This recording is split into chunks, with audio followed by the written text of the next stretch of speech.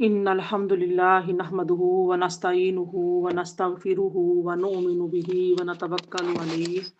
ونعوذ بالله من شرور أنفسنا ومن سيئات أعمالنا ومن يهده الله فلا مضل له ومن يضلله فلا هادي له ونشهد أن لا إله إلا الله وحده لا شريك له ونشهد أن محمدا عبده ورسوله صلى الله عليه وآله وسلم أما بعد فأعوذ بالله من الشيطان الرجيم بسم الله الرحمن الرحيم قال الله تعالى فيه القرآن المجيد والفرقان الحميد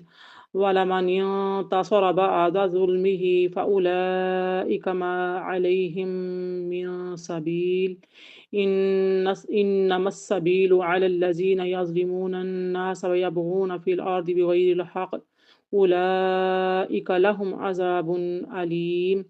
ولمن صبر وغفر إن ذلك لمن عزم الأمور صدق اللہ العلی العظیم۔ ترجمہ سماعت فرمائیں۔ اور یقیناً جو شخص اپنے اوپر ظلم ہونے کے بعد بدلہ لے تو ایسے لوگوں پر ملامت و گرفت کی کوئی راہ نہیں ہے، بس ملامت و گرفت کی راہ صرف ان کے خلاف ہے جو لوگوں پر ظلم کرتے ہیں اور زمین میں ناحق سرکشی اور فساد پھیلاتے ہیں، ایسے ہی لوگوں کے لیے دردناک عذاب ہے۔ اور یقیناً جو شخص صبر کرے اور معاف کر دے تو بے شک بلند ہمت کاموں میں سے ہے۔ رب اشرح لی صدری ویسر لی امری واحلل عقدۃ من لسانی یفقہوا قولی اللہم فقہنا فی الدین وبک نستعین آمین یا رب العالمین۔ نہایت ہی قابل احترام میری پیاری بہنوں، السلام علیکم ورحمۃ اللہ وبرکاتہ۔ میں نے آپ کے سامنے سورہ شورا جو کہ 25ویں پارے میں ہے اس کی آیت نمبر 41 سے 43 تک کی تلاوت کی ہے اور ترجمہ سنایا ہے۔ الحمدللہ یہاں پر ہمارے 4 رکوع بھی مکمل ہو رہے ہیں۔ آئیے ہم ان آیا مبارکہ کی تفسیر کو احادیث کی روشنی میں جان لیتے ہیں۔ میری پیاری بہنوں، اب یہاں پر علامہ ابو عبداللہ محمد بن احمد مالکی وہ فرماتے ہیں کہ مسلمان جب کافر سے بدلہ لے تو اس بدلہ لینے پر اس مسلمان کو ملامت کرنے کا کوئی جواز نہیں ہے، بلکہ اس کافر سے بدلہ لینے کی وجہ سے اس مسلمان کی تعریف اور تحسین کی جائے، اس کی تعریف کی جائے، اس کی حوصلہ افزائی کی جائے، اس کے اس عمل کی تحسین کی جائے، اس کو اچھا سمجھا جائے جب وہ کافر سے بدلہ لے۔ اور اگر مسلمان کسی ظالم مسلمان سے بدلہ لے پھر بھی اس کو ملامت نہیں کی جائے گی۔ پس کافر سے بدلہ لینا واجب ہے اور مسلمان سے بدلہ لینا مباح ہے، اور مسلمان کو معاف کر دینا مستحب ہے۔ مباح ہوتا ہے جس کا کوئی گناہ بھی نہیں ہوتا اور ثواب بھی نہیں ہوتا۔ یہ جو ہے یعنی کہ گناہ ان کے مباح جو ہوتا ہے اس میں کیا ہوتا ہے کہ کوئی گناہ نہیں ہوتا، لیکن یہ ہے کہ برا نہیں سمجھا جاتا اس چیز اس عمل کو۔ تو لہٰذا مسلمان جو ہے جب کسی کافر سے بدلہ لے گا تو اس کی تعریف کی جائے گی، تحسین کی جائے گی، اور اگر مسلمان جو ہے وہ مسلمان سے بدلہ یعنی کہ اس کا کافر سے بدلہ لینا واجب ہے،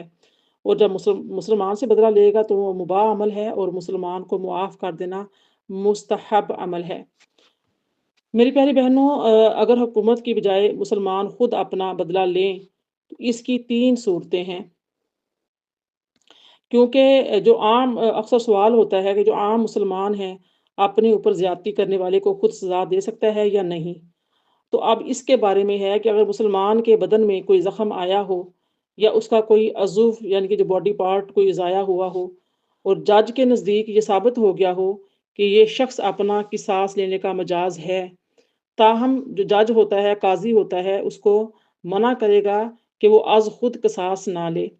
جو قصاص ہوتا ہے ظاہر ہے وہ انسان خود نہیں لے سکتا، قاضی فیصلہ کرتا ہے۔ اس کے جو آنے والا زخم ہے یا جو باڈی پارٹ جس کا نقصان ہوا ہے، ضائع ہو گیا ہے، تو وہ جو قاضی ہوگا، جج ہوگا، وہی مقرر کرے گا، وہی بتائے گا۔ تو یعنی کہ وہ از خود قصاص نہ لے اور قانون کو اپنے ہاتھ میں لینے کی جرت نہ کرے تاکہ کہیں خون ریزی کا دروازہ نہ کھل جائے، اور اگر حکام کے نزدیک اس کا قصاص لینے کا حق ثابت نہ ہو اور وہ قصاص لے تو اللہ تعالیٰ کے نزدیک اس قصاص لینا جرم نہیں ہوگا،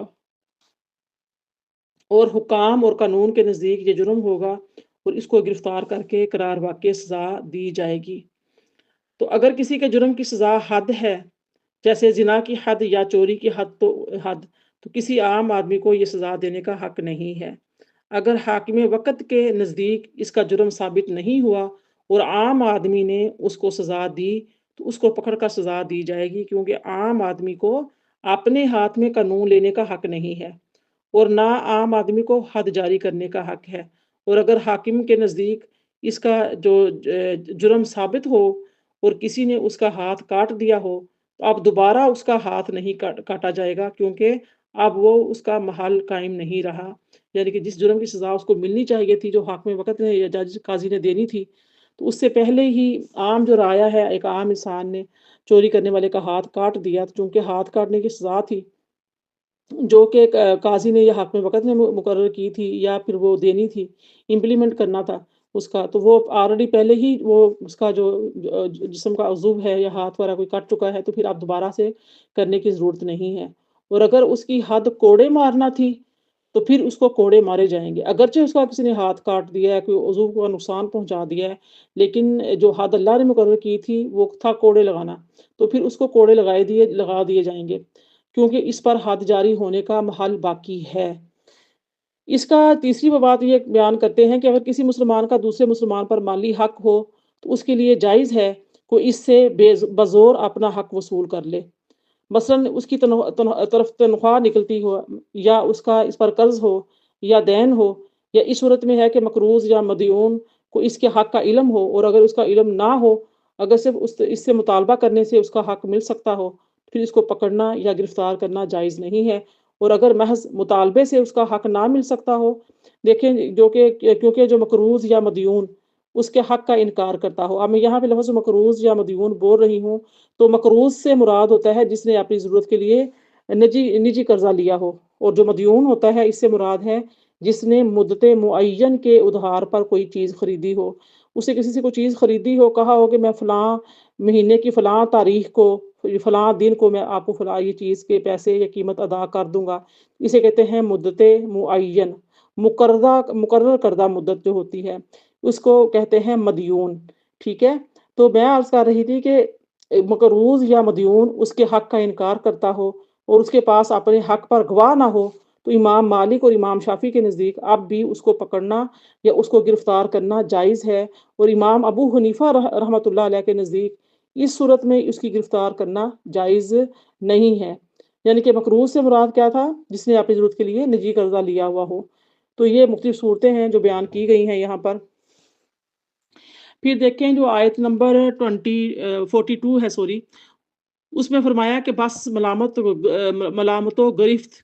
کی راہ صرف ان کے خلاف ہے جو لوگوں پر ظلم کرتے ہیں اور زمین میں ناحق سرکشی اور فساد پھیلاتے ہیں، ایسے ہی لوگوں کے لیے کیا ہے؟ دردناک عذاب ہے۔ تو میری پیاری بہنوں، مواخذہ کرنا یعنی کہ پکڑنا، یعنی جو لوگ اسلحے کے زور پر لوگوں کا مال چھین لیتے ہیں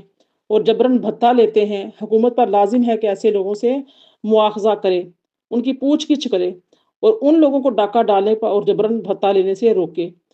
اب اس بارے میں مقاتل جو ہیں وہ فرماتے ہیں کہ ظلم اور بغاوت سے مراد یہ ہے کہ جو لوگ اعلانیہ اللہ تعالیٰ کے احکام کی خلاف ورزی کرتے ہیں، کھلے عام شراب پیتے ہیں، جوا کھیلتے ہیں یا دیگر گناہ کے کام کرتے ہیں، تو حکومت پر لازم ہے کہ ان کو لگام دے اور ان کی ناک میں نکیل ڈالے۔ مقاتل کہتے ہیں کہ اس سے مراد مشرکین ہے جو ہجرت سے پہلے مکہ میں مسلمانوں پر ظلم کرتے تھے اور ناحق سرکشی کرتے تھے، اور قتادہ جو ہیں وہ اس بارے میں کہتے ہیں کہ یہ آیت ہر قسم کے ظلم کرنے والوں کے لیے عام ہے۔ کون سی آیت مبارکہ؟ آیت نمبر 2، جس میں فرمایا کہ بس ملامت و گرفت کی راہ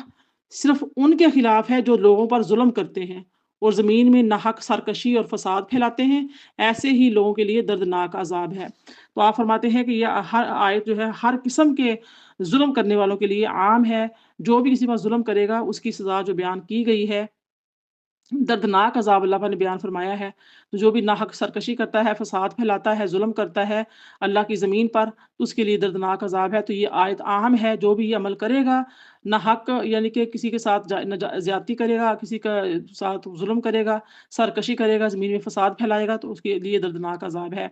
آگے جو ہے آیت 43 میں فرمایا وَلَمَن صَبَرَ وَغَفَرَ إِنَّ ذَلِكَ لَمِنْ عَزْمِ الْأُمُورِ، اور یقیناً جو شخص صبر کرے اور معاف کر دے تو بے شک بلند ہمت کاموں میں سے ہے۔ بے شک صبر کرنا اور کسی کو معاف کر دینا یہ بہت بڑا ہمت والا کام ہے۔ اللہ پاک کی ذات خود فرما رہی ہے کہ واقعی ہی یہ بہت ہی ہمت والا کام ہے۔ اس بارے میں علامہ قرطبی مالکی فرماتے ہیں کہ علامہ ابو بکر بن عربی وہ لکھتے ہیں کہ یہ آیت مواخذہ کرنے کا جواز ان لوگوں کے خلاف ہے جو لوگوں پر ظلم کرتے ہیں، یعنی کہ سورہ شورا کی 22 آیت نمبر 22 جو ہے اس میں فرمایا کہ سورہ توبہ کی آیت نمبر 91 کے مقابلے میں یہ ہے جس میں فرمایا ما علی المحسنین من سبیل، نیکی کرنے والوں کے خلاف مواخذہ کا کوئی جواز نہیں ہے۔ تو پس جس طرح اللہ تعالیٰ نے نیکی کرنے والوں کے خلاف مواخذے کی نفی فرمائی ہے، اس طرح ظلم کرنے والوں کے خلاف بھی مواخذے کو ثابت فرمایا ہے کہ جو ظلم کرے گا اس کی پکڑ کی جائے گی، اور جو انسان نیکی کرتا ہے تو اس کے مواخذے کی نفی کر دی گئی ہے، اس کی کوئی پکڑ نہیں ہوگی جو نیک کام کرتا ہے، جو یعنی کہ وہ معاف کرنے والا جو ہوتا ہے۔ تو اس میں اختلاف ہے کہ اگر سربراہ جو مملکت ہوتا ہے تو کسی ملک کے عوام پر ان کی آمدنی پر ٹیکس لگا دے، تو اور کوئی شخص اس پر قادر ہو وہ ٹیکس ادا نہ کرے، تو آیا اس کے لیے ٹیکس ادا کرنا جائز ہے یا نہیں؟ اب جو میری پیاری بہنوں اس بارے میں ہمارے علماء میں سے علامہ سہنون مالکی کہتے ہیں کہ اگر وہ ٹیکس ادا نہ کرے، یعنی کہ ٹیکس ادا کرنے پر ناقادر ہو، تو اس کے لیے ادا نہ کرنا جائز نہیں ہے۔ جو انسان نہ کرنے پر قادر ہے تو وہ بھی اس کو جائز نہیں ہے۔ اور علامہ ابو جعفر احمد بن نصر مالکی نے کہا کہ اس کے لیے ٹیکس ادا نہ کرنا جائز ہے۔ اسی طریقے سے حکومت جو ہے ٹیکس اس لیے لگاتی ہے، جو ٹیکس لگتا ہے لگانے کی وجہ کیا ہوتی ہے کہ اس کو اسلحہ خریدنے کے لیے سڑکیں اور پل بنانے کے لیے سرمایہ چاہیے، اس طرح فوج کو تنخواہیں دینے کے لیے سرکاری ہسپتالوں، سرکاری اسکولوں، کالجوں، یونیورسٹیوں کے سٹاف اور اساتذہ کو تنخواہیں دینے کے لیے، سیلریاں دینے کے لیے عدالتوں اور ججوں کے اخراجات اور تنخواہوں کے لیے سرمایہ چاہیے۔ اسی طرح دیگر ملکی اور قومی ضروریات کو پورا کرنے کے لیے سرمایہ چاہیے، اور یہ حکومت کی مجبوری ہے اور اس کی جائز ضرورت ہے۔ اس ضرورت کو اموال جو ہے وہ ظاہرہ جو ہے تجارت کے خام اشیاء اور مصنوعات وغیرہ پر زکوٰۃ اور عشر کی آمدنی سے پورا کیا جا سکتا ہے، لیکن ہمارے ہاں یہ المیہ یہ ہے کہ جو اموال ظاہرہ ہیں جیسے سے زکوٰۃ جو ہے وہ وصول نہیں کی جاتی، بلکہ اموال باطنہ یعنی بینک اکاؤنٹ سے زکوٰۃ وصول کی جاتی ہے۔ تو یہ چیز کا المیہ ہے، یہ چیزیں غلط ہیں، ایسا نہیں ہونا چاہیے۔ دوسرا المیہ یہ ہے کہ ملکی اور قومی ضروریات کے علاوہ مرکزی اور صوبائی وزراء اور ان کے بے تحاشا سٹاف کے اخراجات، ان کے سرکاری غیر ملکی دوروں، ان کی تعیش اور اللہ تللوں کے اخراجات بھی ٹیکس کی آمدنی سے پورے کیے جاتے ہیں۔ ان کی تنخواہیں، ان کے مراعات کے اخراجات لاکھوں سے متجاوز ہیں، اور مہنگائی کے اس دور میں جس شخص کی آمدنی 6,000 روپے ماہانہ ہو، یا آج کل تو 20,000 40,000 50 60,000 بھی ہو تو بھی پورا نہیں پڑتا، تو جس انسان کی آمدنی ہی صرف 6,000 ہے 8,000 ہے، بیچارہ اتنا برے حالات ہیں اس کے، تو اس پر پورے کنبے کی کفالت کا بوجھ ہو تو اس کو بھی ان وزیروں اور مشیروں کے شاہ خرچیوں کے لیے ٹیکس دینا پڑتا ہے، جبکہ میڈیسن سے لے کر کھانے پینے کی اور دیگر ضروریات کی چیزوں پر اس کے علاوہ دوہرا توہرا ٹیکس لگا ہوا ہوتا ہے۔ اور یوں عوام اپنی رگوں سے خون کشید کر کیا کرتی ہے، سرکاری عملے کی عیاشیوں کے لیے رقم فراہم کرتی ہے۔ ٹیکس عوام سے لیا ہی اس لیے جاتا ہے تاکہ عوام کے جان مال کا تحفظ کیا جائے، اس کو سہولیات دی جائیں، لیکن وہ کیا آج کل کے جو ہم حکام بالا ہیں وہ کیا کرتے ہیں، وہ جو ٹیکس لیتے ہیں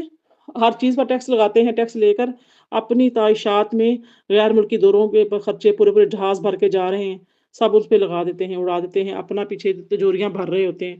اللہ تعالیٰ معاف فرمائے، اللہ پر اس کے حالات کی توفیق عطا فرمائے۔ جب انسان دنیا سے جاتا ہے تو انسان کو سب سے زیادہ اپنا مال پیارا ہوتا ہے، وہی اس کو نظر آتا ہے جاتا ہوا، ہاتھوں سے نکلتا ہوا، تو وہ سوچتا ہے کہ میں نے اتنا مال بنایا کمایا، پوری زندگی حلال حرام کی تمیز نہیں کی، حقوق دبائے، تو اب میں سب کچھ چھوڑ کے جا رہا ہوں۔ تو انسان کو اگر انسان اپنی موت کو یاد رکھے ہر وقت، اللہ کے سامنے جواب دہی کا احساس رکھے ہر وقت، اس کے پیسے کی محبت تو ویسے ہی ختم ہو جاتی ہے۔ میری پیاری بہنوں، اس مسئلے میں بھی اختلاف ہے کہ کسی مسلمان کا مال کسی دوسرے مسلمان پر نکلتا ہو یا اس کی عزت کسی نے مجروح کی ہو، تو آیا وہ اپنے مال یا اپنی عزت کا حق معاف کر سکتا ہے یا نہیں؟ یہ بہت چبھتا ہوا سوال ہے، یہ ہر ایک کا ہوتا ہے۔ اس کے بارے میں امام مالک کے نزدیک وہ اپنے مال کا حق تو معاف کر سکتا ہے، لیکن اپنی عزت کا حق معاف نہیں کر سکتا، کیونکہ اللہ پاک نے سورہ شورا کی آیت نمبر 42 یعنی 42 میں فرمایا انما السبیل علی الذین یظلمون الناس، فرمایا ما علی المحسنین من سبیل۔ یہ سورہ شورا کی آیت 42 ہے۔ مواخذہ کرنے کا جواز ان لوگوں کے لیے، ان لوگوں کے خلاف ہے جو لوگوں پر ظلم کرتے ہیں۔ اور سورہ توبہ کی آیت نمبر 91 میں فرمایا ما علی المحسنین من سبیل، نیکی کرنے والوں کے خلاف مواخذہ کا کوئی جواز نہیں ہے۔ تو اگر کوئی مسلمان دوسرے مسلمان پر اپنے مالی حق کو معاف کر دیتا ہے تو یہ اس کی نیکی ہے، اور اس سے مواخذہ کرنا جائز نہیں ہے، یعنی کہ پوچھ گچھ کرنا، پکڑ کرنا مواخذہ کرنا کہلاتا ہے۔ اور اگر کوئی اس کی عزت کو مجروح کرتا ہے تو یہ اس پر ظلم ہے، اور ظلم کرنے والے پر گرفت کرنا لازم ہے تاکہ وہ ظلم پر دلیر نہ ہو۔ اگر ہم ظلم پر پکڑ نہیں کریں گے، اس پر بھی خاموش رہیں گے، تو وہ ظالم جو ہوتا ہے وہ کیا ہوتا ہے، وہ ظلم پر دلیر ہو جاتا ہے۔ تو لہٰذا یہ چیز کو پسند نہیں کیا گیا۔ سعید بن مسیب نے کہا کہ نہ وہ اپنا مال چھوڑے اور نہ ہی اپنی بے عزتی کا بدلہ لینا ترک کرے، کیونکہ کسی مسلمان کے مال کو غصب کرنا اور اس کو بے عزت کرنا حرام ہے، اور جب اس سے مواخذہ نہیں کیا جائے گا تو جس چیز کو اللہ تعالیٰ نے حرام کیا ہے اس کو حلال کرنا لازم آئے گا، اور یہ اللہ کے حکم کو تبدیل کرنا ہے، اور یہ جائز نہیں ہے۔ تو میری پیاری بہنوں، اس چیز پر غور کرنا چاہیے، بہت اہم مسائل ہیں، غور سے سننے چاہیے، پوائنٹ لکھنے چاہیے کہ بدلہ لینا کیسا ہے، لینا چاہیے نہیں لینا چاہیے۔ اگر کوئی آپ کی عزت پر حملہ کرے، آپ کے خلاف کوئی بہتان لگائے، الزام لگائے، کوئی ایسی بدتمیزی کرے، کوئی بعض لوگ بہت چرب زبان ہوتے ہیں، وہ سوچے سمجھے بنا بولتے ہیں، سامنے والے کو نہیں سمجھتے کون کیسا ہے، کیا بولنا ہے کیا نہیں بولنا، بول دیتے ہیں۔ تو لہٰذا اس کی چرب زبانی کو بند کرنے کے لیے فوراً اس کو منہ توڑ جواب دیں تاکہ آئندہ وہ جرات نہ کرے، اس طرح سے دلیر نہ ہو۔ بعض لوگ بے جا گالی گلوچ کرتے ہیں، بہتان لگاتے ہیں، الزام لگاتے ہیں، تو یہ جو رویے ہوتے ہیں یہ ٹھیک نہیں ہوتے۔ مالی نقصان پر بندہ خاموش رہ سکتا ہے، لیکن اگر اپنی ذات پر، عزت پر حرف آئے تو انسان کو خاموش نہیں رہنا چاہیے۔ ابن سیرین جو ہیں وہ فرماتے ہیں کہ وہ اپنے مال کے حق کو بھی معاف کر سکتا ہے اور عزت کے حق کو بھی معاف کر سکتا ہے۔ کیا تم نہیں دیکھتے کہ انسان اپنے قصاص کے حق کو معاف کر سکتا ہے؟ لیکن امام مالک نے مال کے حق کو معاف کرنے پر اس حدیث سے جو دلیل قائم کی ہے وہ یہ حدیث مبارکہ ہے کہ عبادہ بن ولید بن عبادہ بن صامت رضی اللہ تعالیٰ عنہ بیان کرتے ہیں کہ میں نے اور میرے والد علم کی طلب میں انصار کے قبیلے میں گئے، تو ہماری سب سے پہلے حضرت ابو یسر سے ملاقات ہوئی۔ تو وہ رسول اللہ صلی اللہ علیہ وسلم کے صحابی تھے، اور ان کے ساتھ ایک غلام تھا جس کے پاس صحائف کا ایک گھٹا تھا۔ حضرت ابو یسر جو ہیں اور ان کے غلام دونوں نے ایک قسم کی دھاری دار چادر اور معافری کپڑا پہنا ہوا تھا، کپڑے کا نام ہے معافری۔ تو میں نے ان سے کہا کیا چچا، میں آپ کے چہرے پر غم و غصے کا اثر دیکھ رہا ہوں۔ انہوں نے کہا بنو حرام کے فلاں بن فلاں، یعنی کہ گالی دی، بنو حرام کے فلاں، بنو کوئی قبیلہ ہوگا نا، کسی قبیلے کا نام لیا کہ فلاں بن فلاں شخص یہ میرا مال تھا، میں اس کے گھر گیا، سلام کیا، پھر میں نے پوچھا وہ شخص کہاں ہے؟ گھر والوں نے کہا وہ یہاں نہیں ہے۔ پھر اچانک اس کا نوجوان بیٹا گھر سے نکلا، میں نے اس سے پوچھا تیرا باپ کہاں ہے؟ تو اس نے کہا اس نے آپ کی آواز سنی تو وہ میرے ماں کے چھپڑ کھٹ یعنی کہ پردوں والا پلنگ ہے اس میں چھپ گیا۔ تو میں نے کہا اب نکلو، مجھے پتا چل گیا ہے کہ تم کہاں ہو۔ وہ باہر نکل آیا، میں نے پوچھا تم مجھ سے کیوں چھپے تھے؟ اس نے کہا میں قسم کھا کر بیان کرتا ہوں اور میں آپ سے جھوٹ نہیں بولوں گا، اللہ کی قسم میں اس بات سے ڈرتا تھا کہ میں آپ سے بات کروں اور جھوٹ بولوں، اور میں آپ سے کوئی وعدہ کروں اور اس کے خلاف کروں، حالانکہ آپ رسول اللہ صلی اللہ علیہ وسلم کے صحابی ہیں، اور اللہ کی قسم میں ایک غریب آدمی ہوں۔ میں نے کہا اللہ کی قسم، اس نے کہا اللہ کی قسم۔ پھر میں نے اس کے قرض کی تصاویر منگوا کر اس کو اپنے ہاتھ سے مٹا دیا اور کہا اگر تم ادا کر سکو تو ادا کر دینا، اور ورنہ تم کیا ہے بری ذمہ ہو۔ حضرت ابو یسر نے اپنی دونوں آنکھوں پر انگلیاں رکھ کر کہا میں گواہی دیتا ہوں کہ میری ان دونوں آنکھوں نے دیکھا اور میرے کانوں نے سنا، اور دل کی جگہ ہاتھ رکھ کر کہا میرے اس دل نے یاد رکھا کہ رسول اللہ صلی اللہ علیہ وسلم نے فرمایا جس نے کسی مقروض کو مہلت دی یا اس کا قرضہ معاف کر دیا تو اللہ تعالیٰ اس کو اپنے سائے میں رکھے گا۔ یہ حدیث مبارکہ جو ہے صحیح مسلم میں، اور اس کے بعد زہد الرقم میں، زہد ہے اس میں رقم کی گئی ہے۔ تو میری پیاری بہنوں، یہ تو اس مقروض کے ساتھ نیکی ہے، جو زندہ تھا، جو قرض کی حالت میں مر گیا، اس نیکی کے زیادہ لائق ہوتا ہے کہ اس کا جو قرضہ ہے وہ معاف کر دیا جائے۔ تو یعنی کہ نیکی کے بعد جو بندہ زندہ ہے اس کو اگر مہلت دی جائے، قرضہ لینے والے کی، جو جس نے قرضہ لیا ہوا ہوتا ہے، تو اس کو مقروض کو اگر مہلت دی جائے تو اللہ تعالیٰ اس کو معاف کرے گا اور بروز قیامت اپنے سائے میں رکھے گا، اپنے عرش کے سائے میں رکھے گا۔ تو جو بندہ مر جاتا ہے، مرنے والے کو اگر اس کا قضا معاف کر دیا جائے تو اس کا تو پھر بہت ہی زیادہ اجر ہے۔ اور ان اقوال میں صحیح جو قول ہے ابن سیرین کا ہے کہ انسان اپنے مال کا حق بھی معاف کر سکتا ہے اور جان اور عزت کا حق بھی معاف کر سکتا ہے۔ مال کے حق کو معاف کرنے کی دلیل یہ آیت ہے، نیکی کرنے والوں کے خلاف مواخذہ کرنے کا کوئی جواز نہیں ہے، جو سورۃ توبہ کی آیت نمبر 91 ہے۔ اور حضرت ابو یسر کی حدیث مذکورہ جو صدر ہے، جو جان اور عزت کے حق کو معاف کرنے کی دلیل جو ہے وہ یہ ہے، یہ آیا مبارکہ ہے کہ پس جس نے معاف کر دیا اور اصلاح کی تو اس کا اجر اللہ کے ذمہ کرم پر ہے۔ اب دیکھو سورہ شعراء کی جو آیت نمبر 40 ہے اور حق قصاص کو معاف کرنے کی آیات ہیں، اور بکثرت اس میں حدیث مبارکہ آتی ہیں، واعفو عن ظالم کا، جو تم پر ظلم کرے اس کو معاف کر دو۔ تو میری پیاری بہنوں، اب یہاں پر یہ ہے کہ بعض لوگ ہوتے ہیں اگر ان سے درگزر کیا جائے تو ان کی عادتیں بڑی وہ اس قدر ہو جاتی ہیں کہ وہ اور زیادہ ہٹ درمی میں اور ڈٹائی میں آگے بڑھتے چلے جاتے ہیں، وہ اپنے ظلم سے زیادتی سے باز نہیں آتے۔ سامنے والی کی کیفیت دیکھ کر بات چیت کی جائے، دیکھا جائے کہ معاملہ کس کے ساتھ کیسے کرنا ہے۔ اللہ پاک نے دونوں طریقے سے اجازت دی ہے۔ آپ دیکھ لیجئے کہ سورہ شعراء کی جو آیت نمبر 43 تھی، اور یقیناً جو شخص صبر کرے معاف کر دے تو بے شک بلند ہمت کاموں میں سے ہے۔ آگے جو ہے اس میں فرمایا کہ یعنی کسی آیت میں فرمایا کہ اور جس نے صبر کیا اور معاف کر دیا تو بے شک یہ ضرور ہمت کے کاموں میں سے ہے، یعنی جس نے اذیت اور تکلیف برداشت کرنے پر صبر کیا اور اس کو معاف کر دیا، جس نے اس کے اوپر ظلم کیا تھا اور اس نے بدلہ نہیں لیا اور اپنا معاملہ اللہ تعالیٰ پر چھوڑ دیا، تو اس کا یہ صبر کرنا عزائم امور سے ہے، اور یہ ایسا کام ہے جس کا بندے کو عزم کرنا چاہیے، کیونکہ یہ ایسا کام ہے جس کی دنیا میں تعریف اور تحسین کی جاتی ہے اور آخرت میں اس کے لیے اجر عظیم ملتا ہے۔ کون سا کام؟ صبر اور معاف کرنا، دو کام۔ اس آیت میں جو لفظ عزم کا آیا ہے، علامہ حسین بن راغب اصفہانی اس کا معنی بیان کرتے ہوئے لکھتے ہیں کہ عزم کا معنی ہے دل میں کسی کام کا پکا اور پختہ ارادہ کر لینا۔ فرمایا نا اللہ پاک نے وَلَمَا صَبَرَ وَغَفَرَ إِنَّ ذَلِكَ لَمِنْ عَزْمِ الْأُمُورِ۔ تو عزم جو ہے یہ اس کا معنی ہمت بھی ہے، اور اس کا معنی جو ہے ارادہ کرنا ہے، پکا ارادہ کرنا کسی کام کے لیے، خواہ کوئی اس کام سے کتنا ہی روکے کہ میں یہ کام ضرور کروں گا۔ اس لیے جن کاموں کو اللہ تعالیٰ نے اصالتاً فرض کیا ہے ان کو عزیمت کہتے ہیں، اور کسی پیش آمدہ مشکل یا عارضے کی بنا پر اس فرض میں جو آسانی کر دی جاتی ہے اس کو رخصت کہتے ہیں۔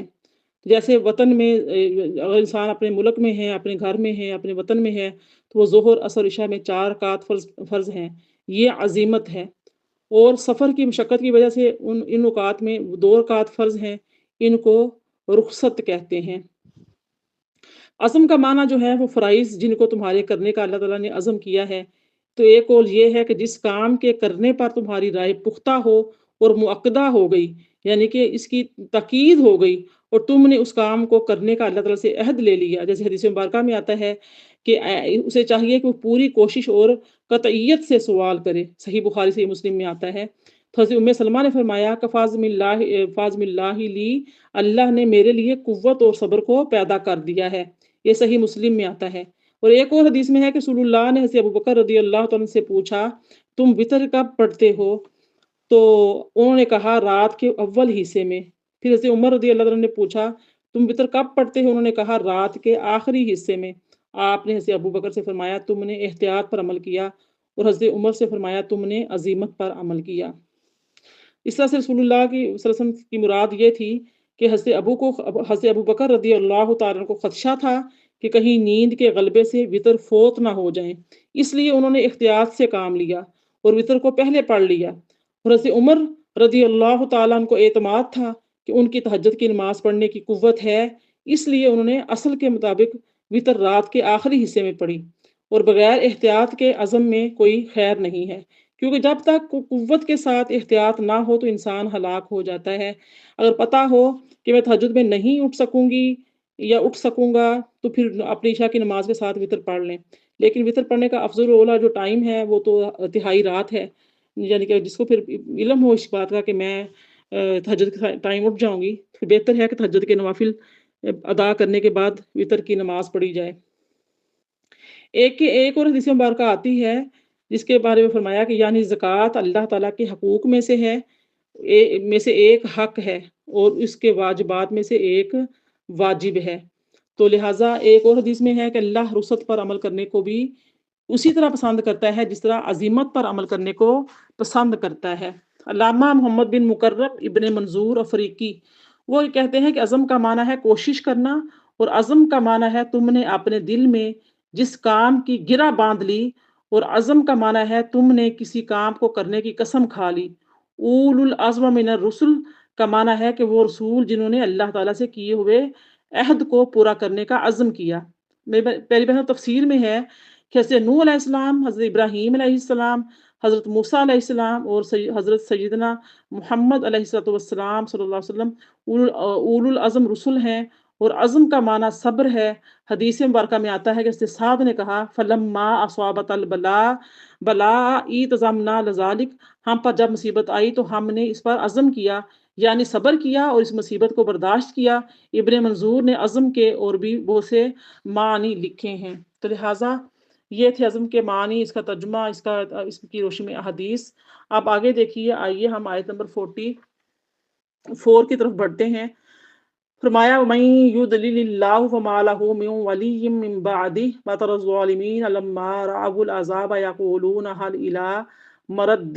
مِّن سَبِيلٍ، اور جسے اللہ گمراہ ٹھہرا دے تو اس کے لیے اس کے بعد کوئی کارساز نہیں ہوتا۔ اور آپ ظالموں کو دیکھیں گے کہ جب وہ عذاب آخرت دیکھ لیں گے تو کہیں گے کیا دنیا میں پلٹ جانے کی کوئی سبیل ہے، یعنی کہ کوئی راستہ ہے۔ آپ دیکھیں یہ آیت نمبر 44 ہے، اس کا معنی ہے کہ جس کے لیے اللہ گمراہی کو پیدا کر دے اس کا کوئی مددگار نہیں ہے،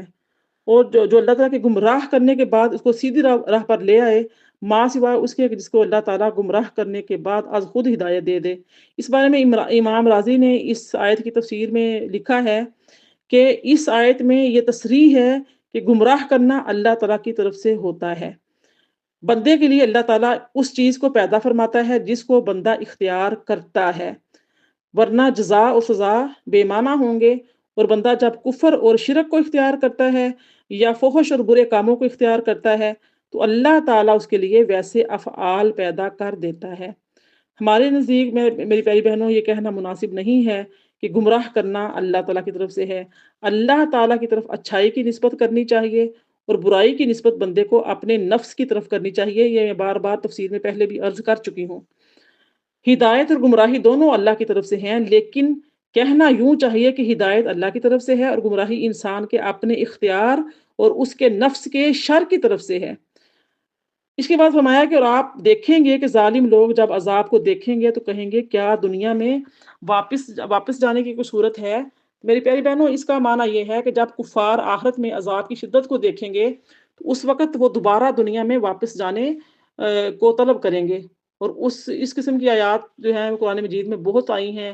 کافی دفعہ ہم یہ آیات پڑھ چکے ہیں، لیکن ان کو دنیا میں واپس نہیں بھیجا جائے گا کیونکہ اللہ تعالیٰ کو علم ہے کہ اگر ان کو دنیا میں واپس بھیج دیا تو پھر وہ وہی کام کریں گے جو وہ اس سے پہلے کرتے رہے تھے۔ آپ دیکھیے سورہ شورا کی آیت نمبر 45 میں فرمایا کہ اور آپ انہیں دیکھیں گے کہ وہ دوزخ پر ذلت اور خوف کے ساتھ سر جھکائے ہوئے پیش کیے جائیں گے، اسے چوری چوری چھپی نگاہوں سے دیکھتے ہوں گے، اور ایمان والے کہیں گے بے شک نقصان اٹھانے والے وہی لوگ ہیں جنہوں نے اپنی جانوں کو اور اپنے اہل و عیال کو قیامت کے دن خسارے میں ڈال دیا۔ یاد رکھو بے شک ظالم لوگ دائمی عذاب میں مبتلا رہیں گے۔ تو میری پیاری بہنوں، یعنی وہ پوری طرح آنکھیں کھول کر نہیں دیکھ رہے ہوں گے جس طرح کوئی شخص اس چیز کو دیکھتا ہے جو اس کو بہت پسند ہوتی ہے اور مرغوب ہوتی ہے، اور جس چیز سے انسان بہت خوف زدہ ہو اور دہشت زدہ ہو اس کو تھوڑی سی پلکیں اٹھا کر دیکھتا ہے، یعنی کہ وہ پوری مکمل آنکھیں نہیں کھولتا، خصوصاً اس چیز کو جس کا منظر بہت خوفناک اور بہت دہشت ناک ہو۔ کبھی بھی انسان اس کو فل آنکھیں کھول کر دھیان سے نہیں دیکھتا، آنکھیں چراتا ہے اس سے اور تھوڑی سی آنکھ کھول کر دیکھتا ہے۔ اب میری پیاری بہنوں، اس آیت پر یہ اعتراض ہوتا ہے کہ قرآن مجید میں ایک جگہ پر یہ آیا ہے وَنَحْشُرُهُمْ يَوْمَ الْقِيَامَةِ عَلَىٰ وُجُوهِهِمْ عُمْيًا وَبُكْمًا وَصُمًّا۔ بنی اسرائیل کی آیت نمبر 97 میں ہم پڑھ چکے ہیں، اور اللہ قیامت کے دن ان کے منہوں کے بل اٹھائے گا، اس وقت یہ اندھے بہرے اور گونگے ہوں گے۔ ہم نے یہ بھی تو پڑھا ہے अब इस चीज़ से ये मालूम हुआ कि कुफ़ार क़यामत के दिन जब उठेंगे, तो वो अंधे होंगे और सूरह शूरा की जो 45 आयत अभी मैंने आपके सामने जिसका तर्जुमा सुनाया है, इससे मालूम हुआ कि उस वक़्त वो बीना होंगे, यानी कि देखते होंगे और कन अँखियों से देख रहे होंगे। तो मेरी प्यारी बहनों, इसका जवाब ये है कि हो सकता है कि शुरू में वो बीना हों, यानी कि देखने वाले हों और बाद में उनकी बीनाई सलब कर ली जाए, बीनाई जो है उनकी वो छीन ली जाए, उनको अंधा कर दिया जाए और ये भी हो सकता है कि कुफ़ार का एक गिरोह बीना हो, यानी कि देखने वाला हो, दूसरा गिरोह अंधा हो। अब इस आयत के आखिर में फरमाया कि सुनो बेशक ज़ुल्म करने वाले दायमी अज़ाब में मुब्तला रहेंगे। अब जो मुअतज़िला हैं वो ये कहते हैं कि जिस तरह कुफ़ार ज़ालिम हैं, इसी तरह फ़साक़ भी हैं ज़ालिम हैं। बस इस आयत से हमें ये मालूम हो रहा है कि जो मुसलमान गुनाह कबीरा करके बगैर तौबा के मर गया, उसको दायमी अज़ाब होगा। उसका जवाब ये है कि कुरान मजीद में जब ज़ालिम का लफ़्ज़ मुतल्लिक़न आए तो इससे काफ़िर मुराद होता है, जैसे कि आया मुबारका की सूरह बकरा की आयत नंबर 254 में है कि वल काफ़िरून हुमुज़ ज़ालिमून, ज़ुल्म करने वाले काफ़िर ही हैं। तो क्योंकि जब मसनद और मसनद इलैह जो है दोनों मारफ़ा हों और उनके दरमियान ज़मीर फ़स्ल हो, तो फिर जो मसनद का मसनद इलैह में हस्र होता है, इसकी ताकीद इसके बाद वाली आयत में होती है। सूरह शुरा की जो आयत नंबर 46 है, उसमें फरमाया वमा कान लहुम मिन औलिया यांसुरूनहुम मिन दूनिल्लाह व मन युद्लिलिल्लाहु फमा लहु मिन सबील। और उन काफिरों के लिए कोई हिमायती नहीं होंगे जो अल्लाह के मुकाबिल उनकी मदद कर सकें, और जिसे अल्लाह गुमराह ठहरा देता है तो उसके लिए हिदायत की कोई राह नहीं रहती। आप देखें कि इस आयत का माना ये है कि कुफ़ार जिन बुतों की इसलिए इबादत करते थे कि वो क़यामत के दिन उनकी अल्लाह ताला के पास शफ़ाअत करेंगे, तो वो क़यामत के दिन उनकी शफ़ाअत नहीं कर सकेंगे और उनका मकसद नाकाम हो जाएगा। फिर आयत नंबर 47 में फरमाया इस्ताजीबू लिरब्बिकुम मिन क़ब्ल अन यातिया यौमुन ला मरद्दा लहु मिनल्लाह मा लकुम मिन मलजइन यौमइज़िन व मा लकुम मिन नकीर। तुम लोग अपने रब का हुक्म कबूल कर लो कबल इसके कि वो दिन आ जाए जो अल्लाह की तरफ से टलने वाला नहीं है। ना तुम्हारे लिए उस दिन का कोई जाए पनाह होगी और ना तुम्हारे लिए कोई जाए इनकार। अब देखिए मेरी प्यारी बहनों, ये आया मुबारका जो मैंने आपके सामने पढ़ी है 47, इससे जो पहली आयतें थी उसमें अल्लाह ताला ने ईमान और अमाल सालेह और आखिरत में अजर सवाब की बिशारत दी थी, और ईमान ना लाने और अल्लाह ताला के अहकाम की नाफरमानी पर क़यामत के दिन अजाब की वईद सुनाई थी। और इन खबरों से मकसूद ये था कि इंसान अल्लाह ताला पर ईमान ले आए। इसलिए यहाँ फरमाया है कि तुम उस दिन के आने से पहले ईमान ले आओ जो टलने वाला नहीं है। इससे मुराद मौत का दिन है या फिर क़यामत का दिन है, और ये दोनों दिन टलने वाले नहीं हैं। और मौत के वक़्त इंसान अज़ाब के फ़रिश्तों को देख लेता है और क़यामत के दिन भी गैब की खबरों के वक़ूअ का मुशाहिदा कर लेता है। इसलिए मौत के वक़्त ईमान लाना मुफ़ीद होगा और ना क़यामत के दिन, और उस दिन अल्लाह ताला के अज़ाब से इंसान के लिए कोई जाए पनाह नहीं होगी। दोनों जब इंसान मौत का फ़रिश्ता देखेगा तो कहेगा कि मैं ईमान लाता हूँ, तो वो काबिल कबूल नहीं होगा। जब हशर का दिन कायम होगा, उस दिन भी चाहे जो उसने अपने अमाल किए होंगे उन्हीं के साथ वो उठेगा और वो उनका बदला जज़ा या सज़ा पाएगा। और ना क़यामत के दिन कोई जाए पनाह होगी, और अगर इंसान उस दिन दुनिया में किए हुए बुरे कामों का इनकार करे, तो उसका ये इनकार करना भी उसके लिए कुछ मुफ़ीद नहीं होगा। इसके बाद अल्लाह ताला ने नबी सल्लल्लाहु अलैहि वसल्लम को तसल्ली देते हुए फरमाया कि अगर ये लोग ईमान नहीं लाते, तो आपको इससे कोई खौफ और ख़तरा नहीं है। हमने आपको उनके ऊपर निगरान और मुहाफ़िज़ बनाकर नहीं भेजा। आपके ज़िम्मे तो सिर्फ़ दीन इस्लाम को पहुँचा देना था, सो आपने पहुँचा दिया है। अब देखिए इसके बाद फरमाया कि और बेशक जब हम इंसान को अपने पास से कोई रहमत चखाते हैं, तो इससे खुश हो जाता है, और अगर उनके गुनाहों की वजह से उन पर कोई मुसीबत आए तो बेशक इंसान जो है वो क्या है, बहुत ही नाशुक्रा है। ये आयत नंबर 48 है। अल्लाहु अकबर। अब देखिए आयत के इस हिस्से में ये बताया गया है कि कुफ़ार की अपनी यानी कि अपने मज़ाहिब बातिला पर इसरार करने की क्या वजह है? इसकी वजह ये है कि उनको दुनिया में वाफ़िर मिक़दार में नेमतें हासिल हुईं, खुशहाली और आसूदगी मिली, और बहुत से लोगों पर इनको रियासत हासिल हुई, जिसकी वजह से उनमें तकब्बुर और गुरूर पैदा हो गया और हक़ की पैरवी करने में उनको आर महसूस होने लगा। تو اس لیے فرمایا اور بے شک جب ہم انسان کو اپنے پاس سے رحمت چکھاتے ہیں تو اس سے خوش ہو جاتا ہے۔ فَإِنْ أَعْرَضُوا وَمَا أَرْسَلْنَاكَ عَلَيْهِمْ حَفِيظًا إِنْ عَلَيْكَ إِلَّا الْبَلَاغُ۔ آپ دیکھیے کہ کیا کرتا ہے جب کو رحمت ملتی ہے تو کیا کرتا ہے وہ اس کے اندر تکبر اور غرور پیدا ہو جاتا ہے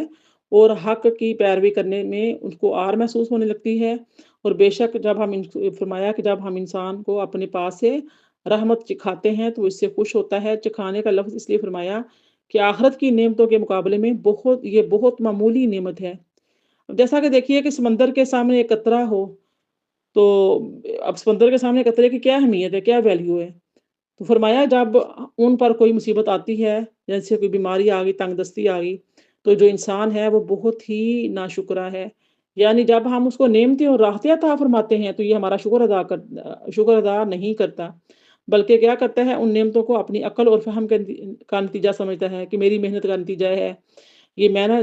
میری کمائی کا ذریعہ ہے، میں نے جو کچھ کیا، میں نے محنتیں کی، میں نے انسان بس ساری نسبتیں اپنی طرف کر لیتا ہے کہ میں نے یہ کیا، میں نے وہ کیا، اترانے لگتا ہے۔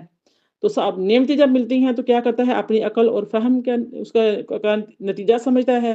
اور جب اللہ پاک فرماتا ہے کہ جب ہم اس پر کوئی مصیبت نازل کرتے ہیں تو یہ اس مصیبت میں توبہ اور استغفار کر کے ہماری طرف رجوع نہیں کرتا۔ اب دیکھیے آیت نمبر جو 49 ہے، اس میں فرمایا للہ ملک السماوات والارض یخلق ما یشاء یہب لمن یشاء اناثا ویہب لمن یشاء الذکور۔ اللہ ہی کے لیے آسمانوں اور زمین کی بادشاہت ہے، وہ جو چاہتا ہے پیدا فرماتا ہے، جسے چاہتا ہے لڑکیاں عطا کرتا ہے اور جسے چاہتا ہے لڑکے بخشتا ہے۔ آپ دیکھ لیجئے فرمایا کہ اللہ تعالیٰ کیا ہے، اللہ تعالیٰ بہت ہی زیادہ یعنی کہ او یزوجہم ذکرانا و اناسا ویجعل من یشاء عقیما انہ علیم قدیر۔ یہ آیت نمبر 49 اور 50 ہے۔ 50 کا ترجمہ دیکھیے، یا انہیں بیٹے اور بیٹیاں دونوں جمع فرماتا ہے، جسے چاہتا ہے بانجھ ہی بنا دیتا ہے، بے شک وہ خوب جاننے والا اور بڑی ہی قدرت والا ہے۔ اب یہ دیکھیے کہ ان آیتوں میں اللہ نے بتایا ہے کہ تمام آسمانوں اور زمینوں میں اللہ ہی کی حکومت ہے اور ہر چیز اس کے زیر قدرت اور زیر تصرف ہے، اور اس کی قدرت کے آثار میں سے یہ ہے کہ وہ جس کو چاہے اولاد کی نعمت سے نوازتا ہے، جس کو چاہے محروم رکھتا ہے۔ اب دیکھیے یہ اس آیہ مبارکہ کا ہے، اس بارے میں علامہ ابو عبداللہ محمد بن احمد مالکی لکھتے ہیں کہ نقاش نے کہا ہے کہ ہر چند کے اس آیت کا حکم عام ہے، لیکن یہ آیہ مبارکہ بالخصوص انبیاء علیہم السلام کے متعلق نازل ہوئی ہے۔ حضرت لوط علیہ السلام کو اللہ تعالیٰ نے صرف بیٹیاں دیں، ان کو بیٹے نہیں دیے تھے، اور حضرت ابراہیم علیہ السلام کو صرف بیٹے دیے، ان کو بیٹیاں نہیں دیں، اور حضرت اسماعیل اور حضرت اسحاق علیہ السلام کو بیٹے اور بیٹیاں دیں۔ اسی طرح حضرت آدم علیہ السلام اور نبی کریم صلی اللہ علیہ وآلہ وسلم کو بیٹے اور بیٹیاں دیں۔ آپ کو 3 بیٹے دیے، حضرت قاسم، حضرت عبداللہ، اور ان کا یعنی کہ ان کو طیب اور طاہر بھی کہا جاتا ہے۔ یہ دونوں صاحبزادے حضرت خدیجہ سے ہوئے، اور حضرت ابراہیم رضی اللہ تعالیٰ عنہم جو تھے یہ حضرت ماریہ کی بتیہ سے پیدا ہوئے تھے، اور 4 بیٹیاں تھیں، جیسا کہ حضرت زینب ہے، حضرت ام کلثوم ہے، حضرت رقیہ اور حضرت فاطمہ رضی اللہ تعالیٰ عنہن، یہ سب حضرت خدیجہ کبریٰ رضی اللہ عنہ سے پیدا ہوئی تھیں۔ اور بعض انبیاء علیہ السلام سے اولاد نہیں ہوئی، جیسے حضرت یحییٰ علیہ السلام ہے، حضرت عیسیٰ علیہ السلام ہیں، ان کی اولادیں نہیں تھیں۔ خلاصہ یہ ہے کہ اولاد ہونے یا نہ ہونے، یا مذکر یا مؤنث یعنی کہ بیٹا یا بیٹی ہونے میں ہر شخص کے لیے کسی نہ کسی نبی کی زندگی میں نمونہ ہے۔ اب جو 49 والی آیت میں فرمایا کہ وہ جس کو چاہے بیٹیاں دے، جس کو چاہے بیٹے عطا فرمائے، اس آیت میں بیٹیاں دینے کو بیٹے دینے پر مقدم فرمایا ہے۔ امام راضی نے اس کے بارے میں فرمایا کہ بیٹے کا پیدا ہونا خوشی کا باعث ہے اور بیٹی کا پیدا ہونا غم کا باعث ہے۔ اگر پہلے بیٹے کا ذکر فرماتا اور پھر بیٹی کا تو انسان کا ذہن خوشی سے غم کی طرف منتقل ہوتا، اور جب پہلے بیٹی دینے کا ذکر فرمایا اور پھر بیٹا دینے کا تو انسان کا ذہن غم سے خوشی کی طرف منتقل ہوگا، اور یہ کریم کی عطا کے زیادہ لائق ہے۔ حالانکہ ایسا نہیں کہ بیٹا بیٹی ہے غم کی نشانی ہے، لیکن آپ اور میں ہم سمجھتے ہیں کہ دیکھا جائے تو یہ چیز ہے، کہ لوگ ایک بیٹی پیدا ہو جائے تو خوشی کرتے ہیں، دوسری بیٹی پیدا ہو تو ساتھ ہی رنگ پیلا پڑتا ہے، تیسری ہوئی تو پھر تو اور ہی زیادہ پیلے پڑ جاتے ہیں، پریشان ہو جاتے ہیں، مایوس ہو جاتے ہیں، نعوذ باللہ۔ الا ماشاء اللہ ہر ایک کی کیفیت ہے، لیکن عمومی طور پر یہی کیفیت ہے انسانوں کی، اس لیے اللہ پاک نے پہلے بیٹے کا ذکر فرمایا پھر بیٹی کا۔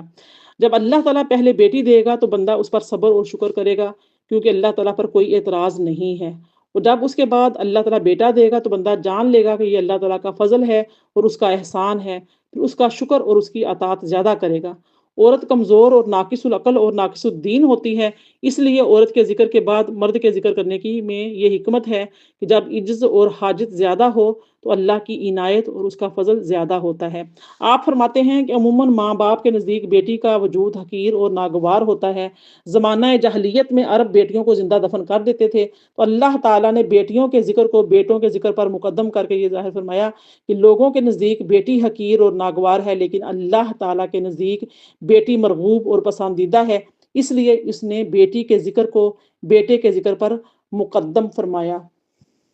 سبحان اللہ۔ فرمایا او یزوجہم ذکرانا و اناسا،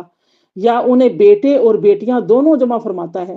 وَيَجْعَلُ مَن يَشَاءُ عَقِيمًا، اور جسے چاہتا ہے بانجھ ہی بنا دیتا ہے۔ إِنَّهُ عَلِيمٌ قدیر، بے شک وہ خوب جاننے والا، بڑی قدرت والا ہے۔ سبحان اللہ۔ آیت نمبر 51 دیکھیے۔ انشاءاللہ مجھے امید ہے کہ آج ہماری سورہ مکمل ہوگی۔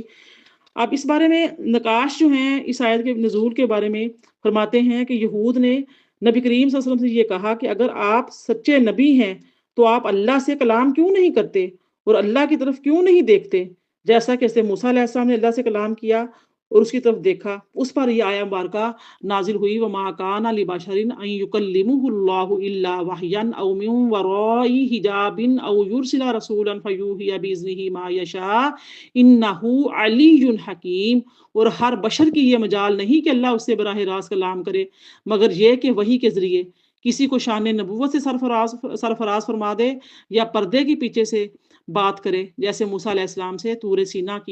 پر کی تھی، یا کسی فرشتے کو فرستادہ بنا کر بھیجے اور وہ اس کے اذن سے جو اللہ چاہے وہی کرے۔ الغرض عالم بشریت کے لیے خطاب الہی کا واسطہ اور وسیلہ صرف نبی اور رسول ہی ہوگا، بے شک وہ بلند مرتبہ بڑی حکمت والا ہے۔ عام انسان تک اللہ کا پیغام اللہ کے نبی اور اللہ کے رسول پہنچاتے ہیں، اور اللہ کے نبیوں اور رسولوں تک ان کا پیغام جو ہے یعنی کہ وحی کے ذریعے آتا ہے۔ وہ وحی کس کس طریقے سے آتی ہے، اس کی کیا اقسام ہے، کیا ہے، اس کو ہم اچھے سے جان لیتے ہیں۔ اب دیکھیں فرمایا کہ اس سے اور کسی بشر کے لیے یہ ممکن نہیں کہ اللہ سے کلام کرے ماں سوا وحی کے۔ اب یہاں پر جو ہے نا وحی کے دو قول آتے ہیں۔ مجاہد جو ہیں وہ کہتے ہیں اس کے قلب میں کسی معنی کو ڈال دینا یعنی کہ وہ الہام کہلاتا ہے، اور ظہیر بن محمد نے کہا اس کو خواب میں کوئی چیز دکھائی جاتی ہے۔ فرمایا یہ پردے کے اوٹ سے، تو ظہیر کہتے ہیں جیسے اللہ تعالیٰ حضرت موسیٰ علیہ السلام سے ہم کلام ہوا،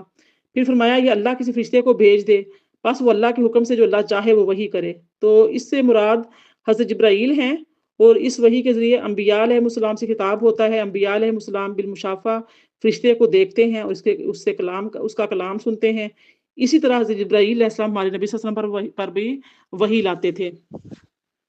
حضرت ابن عباس رضی اللہ تعالیٰ عنہما نے فرمایا کہ حضرت جبرائیل علیہ السلام ہر نبی پر نازل ہوئے، لیکن ہمارے نبی صلی اللہ علیہ وسلم اور حضرت عیسیٰ اور حضرت موسیٰ اور حضرت زکریا صلوات اللہ علیہ مجمعین کے سوا ان کو کسی نے نہیں دیکھا، اور ان کے علاوہ دوسرے نبیوں پر وحی الہام کی صورت میں نازل ہوتی تھی۔ میری پیاری بہنوں، یہ جو آیہ مبارکہ سورہ شعراء کی 51 ہے، یہ اس کی مختصر سی تفسیر ہے، کیونکہ اس میں اللہ تعالیٰ کے ہم کلام ہونے کی 3 صورتیں بیان فرمائی ہیں۔ ایک یہ کہ اللہ تعالیٰ وحی فرمائے، پردے کی اوٹ سے کلام فرمائے، یا فرشتے کے ذریعے سے کوئی پیغام پہنچائے۔ تو اب اس آیت کی تفسیر میں مفسرین نے وحی پر مفصل جو ہے نا وہ بحث فرمائی ہے۔ علامہ ابن اسیر جزری جو ہیں وہ لکھتے ہیں کہ حدیث میں وحی کا بکثرت ذکر ہے۔ لکھنا، اشارہ کرنا، کسی کو بھیجنے، الہام اور کلام خفی پر وحی کا اطلاق فرماتے ہیں کیا جاتا ہے۔ علامہ مجد الدین فیروز آبادی وہ کہتے ہیں کہ وحی کا معنی ہوتا ہے اشارہ، لکھنا، مکتوب، رسالہ، الہام، کلام خفی، ہر وہ چیز جس کو تم غیر کی طرف القاء کرو اسے اور آواز کو یعنی کہ کیا کہتے ہیں، وحی کہتے ہیں۔ اور ابو اسحاق نے جو ہے وہ کہتے ہیں کہ ابو اسحاق نے کہا کہ وحی کا لغت میں معنی خفیہ طریقے سے خبر دینا، اسی وجہ سے الہام کو وحی کہتے ہیں، اور اظہری جو ہیں وہ کہتے ہیں کہ اسی طرح سے اشارہ کرنے اور لکھنے کو بھی وحی کہا جاتا ہے۔ اشارے سے متعلق جو ہے وہ سورہ مریم کی آیت نمبر 11 میں آتا ہے، فَخَرَجَ عَلَىٰ قَوْمِهِ مِنَ الْمِحْرَابِ فَأَوْحَىٰ إِلَيْهِمْ أَن سَبِّحُوا بُكْرَةً وَعَشِيًّا۔ شو زکریا اپنے قوم کے سامنے عبادت کے حجرہ سے باہر نکلے، پس ان کی طرف اشارہ کیا کہ تم صبح اور شام اللہ کی تسبیح کیا کرو۔ اس طرح انبیاء علیہ السلام کے ساتھ جو خفیہ طریقے سے کلام کیا گیا، اس کے متعلق فرمایا، اور کوئی بشر اس لائق نہیں کہ اللہ سے کلام کرے مگر وحی سے، یا پردے کے پیچھے سے، یا کوئی فرشتہ بھیج دے جو اس کے حکم سے وہ پہنچائے جو اللہ چاہتا ہے۔ اس طرح سے یہ جو اس کی جو وحی کی ضرورت کیوں پیش آتی ہے، کیا وجہ ہے، تو اس سے متعلق کیا ہے کہ جو انسان ہے وہ جو ہے طبی طور پر مل جل کر رہتا ہے، اور ہر انسان کو اپنی زندگی گزارنے کے لیے خوراک، کپڑوں اور مکان کی ضرورت ہوتی ہے، اور افزائش نسل کے لیے نکاح کی ضرورت ہے۔ ان چار چیزوں کے حصول کے لیے اگر کوئی قانون اور کوئی ضابطہ نہ ہو تو ہر روز یعنی کہ ہر جو زور آور اپنی ضرورت کی چیزیں طاقت کے ذریعے کمزور سے حاصل کر لے گا۔ اس لیے عدل اور انصاف کو قائم کرنے کی غرض سے کسی قانون کی ضرورت ہے، اور یہ قانون اگر کسی انسان نے بنایا تو وہ اس قانون میں اپنے تحفظات اور اپنے مفادات شامل کرے گا۔ اسی لیے یہ قانون مافوق الانسان کا بنایا ہوا ہونا چاہیے تاکہ اس میں کسی کی جانبداری کا شائبہ اور وہم و گمان نہ ہو، اور ایسا قانون صرف خدا کا بنایا ہوا قانون ہو سکتا ہے جس کا علم خدا کے بتلانے اور اس کے خبر دینے سے ہی ہو سکتا ہے، اور اس کا نام وحی ہے۔ میری پیاری بہنوں، انسان عقل سے خدا کے وجود کو معلوم کر سکتا ہے، عقل سے خدا کی وحدانیت کو بھی جان سکتا ہے، قیامت کے قائم ہونے، حشر نشر، جزا سزا کو بھی عقل سے معلوم کر سکتا ہے، لیکن وہ عقل سے اللہ تعالیٰ کے مفصل احکام کو معلوم نہیں کر سکتا۔ وہ عقل سے یہ جان سکتا ہے کہ اللہ کا شکر ادا کرنا اچھی بات ہے اور ناشکری بری بات ہے، لیکن وہ عقل سے یہ نہیں جان سکتا کہ اس کا شکر جو ہے وہ کس طرح ادا کیا جائے۔ اس کا علم صرف اللہ تعالیٰ کی خبر دینے سے ہوگا، اور اسی کا نام کیا ہے، وہ وحی ہے۔ اس طرح سے اللہ تعالیٰ نے انسان کو دنیا میں یعنی کہ بے مقصد نہیں بھیجا، بلکہ اس لیے بھیجا ہے کہ وہ اپنی دنیاوی ذمہ داریوں کو پورا کرنے اور حقوق اور فرائض ادا کرنے کے ساتھ ساتھ اللہ تعالیٰ کی عبادت کرے، اس کی دی ہوئی نعمتوں پر اس کا شکر ادا کرنے اور حقوق اور فرائض ادا کرنے کے ساتھ ساتھ اللہ تعالیٰ کی عبادت کرے اور اس کی دی ہوئی نعمتوں پر اس کا شکر ادا کرے، برے کاموں اور بری خصلتوں سے بچے اور اچھے کام اور نیک خصلتیں اپنائے۔ اللہ تعالیٰ کی عبادات کیا کیا ہیں اور وہ کس طرح ادا کی جائیں، وہ کون سے کام ہیں جن سے بچا جائے، وہ کون سے کام ہیں جن کو کیا جائے، اس کا علم صرف اللہ تعالیٰ کو بتلانے اور خبر دینے سے ہی ہو سکتا ہے، اور اسی کا نام کیا ہے، وحی ہے۔ انسان کو بنیادی طور پر کھانے پینے کی اشیاء، کپڑوں اور مکان کی حاجت ہے، اور اپنے نسل بڑھانے کے لیے ازدواج کی ضرورت ہے، لیکن اگر کسی قاعدے اور ضابطے کے بغیر ان چیزوں کو حاصل کیا جائے تو یہ خالص حیوانیت ہے، اور اگر اللہ تعالیٰ کے بتائے ہوئے طریقے سے ان کو حاصل کیا جائے تو یہ عبادت ہے۔ اس قاعدے اور ضابطے کا علم اللہ تعالیٰ کے بتلانے سے اور اس کی خبر دینے سے ہی ہو سکتا ہے، اور اسی کا نام کیا ہے، وحی ہے۔ بعض چیزوں کو ہم حواس کے ذریعے جان لیتے ہیں، جیسے رنگ ہے، آواز ہے اور ذائقے کو۔ بعض چیزوں کو عقل سے جان لیتے ہیں، جیسے دوا ہے، یعنی کہ دو اور دو کا مجموعہ چار ہے، یا مصنوع کے باوجود ثانیہ کے کوئی وجود کو جان لیتے ہیں کہ یہ چیز کہاں سے بنی ہوگی، کس نے بنائی ہوگی، کس فیکٹری سے آئی ہوگی۔ لیکن کچھ چیزیں ایسی ہوتی ہیں جن کے حواس سے جانا جا سکتا ہے، نقل سے، جیسے کہ نماز کا کیا طریقہ ہے، کتنے ایام کے روزے فرض ہیں، زکوٰۃ کی کیا مقدار ہے، کس چیز کا کھانا حلال ہے، کس چیز کا کھانا حرام ہے، تو عبادات اور معاملات کی کیا شعبہ ہے، تو ان کو جو ان کے حواس خمسہ اور عقل کے ذریعے نہیں جان سکتے۔ اس کو جاننے کا صرف ایک ہی ذریعہ ہے، اور اس کو کہتے ہیں وحی۔ بعض اوقات میری پیاری بہنوں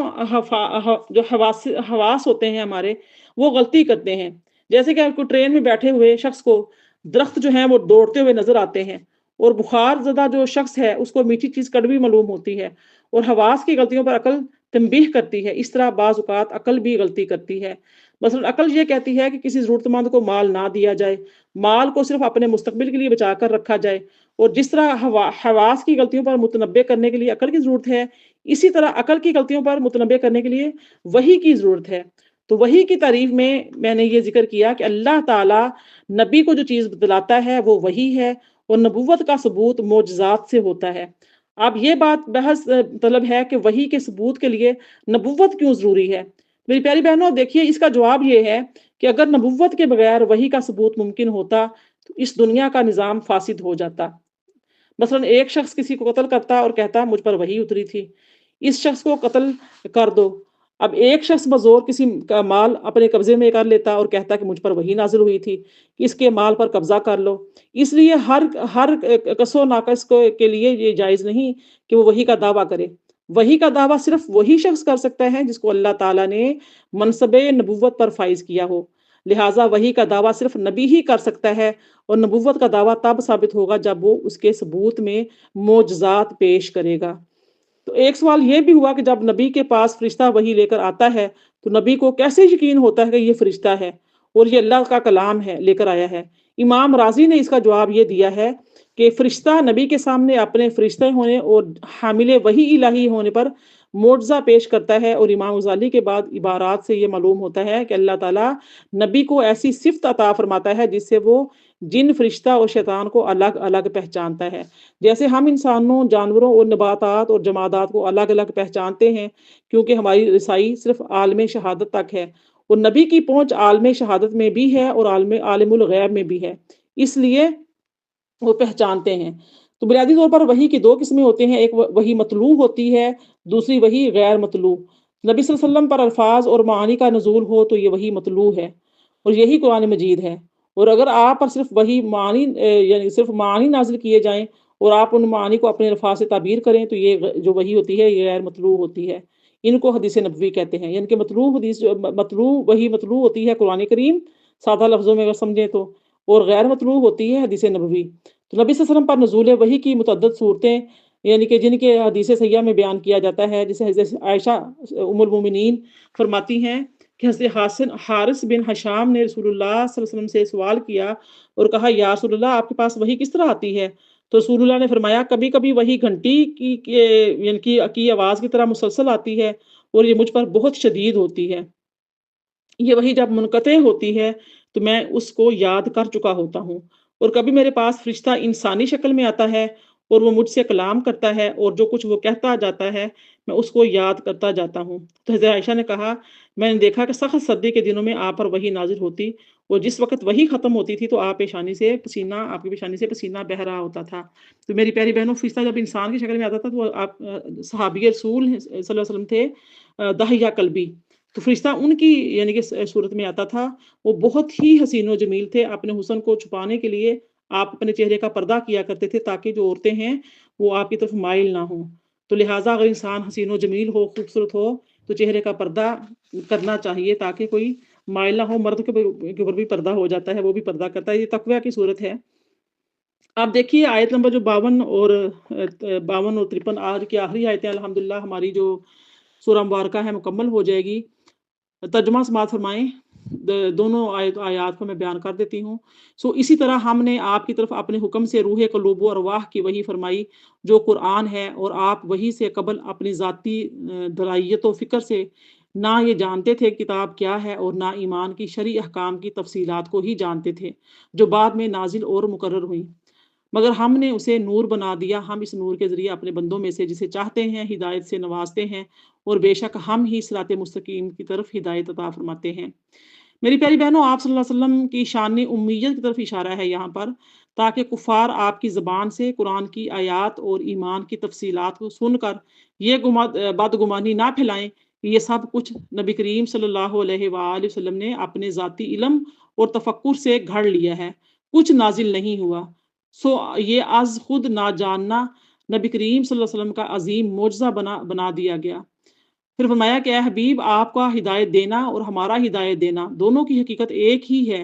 اور صرف انہی کو ہدایت نصیب ہوتی ہے جو اس حقیقت کی معرفت اور اس سے وابستگی رکھتے ہیں۔ آخری آیہ مبارکہ میں فرمایا صراط اللہ الذی لہ ما فی السماوات و ما فی الارض الا الی اللہ تسیر الامور، یہ صراط مستقیم اس اللہ ہی کا راستہ ہے جو آسمانوں اور زمین کی ہر چیز کا مالک ہے، جان لو کہ سارے کام اللہ ہی کی طرف لوٹتے ہیں۔ صدق اللہ العلی العظیم۔ الحمدللہ ہماری جو سورہ مبارکہ ہے اللہ تعالیٰ کی دی ہوئی توفیق سے، اللہ پاک کی دی ہوئی عطا سے مکمل ہوئی۔ یہ صراط کا جو یہاں پہ 53 آیت میں ذکر آیا ہے، تو الحمدللہ میں اس سے پہلے صراط کا مکمل طور پر ڈیٹیل سے تفسیر بیان کر چکی ہوں کہ مستقیم کسے کہتے ہیں، صراط کسے کہتے ہیں۔ تو انشاءاللہ تعالی مجھے امید ہے کہ آپ نے پوائنٹس لکھے بھی ہوں گے، آپ کو پتہ بھی ہے۔ تو آج کی تفسیر مکمل ہوئی سورہ شورا۔ اللہ پاک کی دی ہوئی توفیق سے سورہ زخرف کو کل سے شروع کریں گے۔ اللہ پاک سے دعا ہے کہ اس سورہ مبارکہ کو اپنی بارگاہ میں قبول و منظور فرمائے، ہم سب کے والدین کے لیے صدقہ جاریہ بنائے، اور اللہ پاک کی ذات ان پر عمل کرنا اور عمل میں استقامت نصیب فرمائے۔ وآخر دعوانا ان الحمد للہ رب العالمین۔ ربنا تقبل منا انک انت السمیع العلیم وتب علینا انک انت التواب الرحیم۔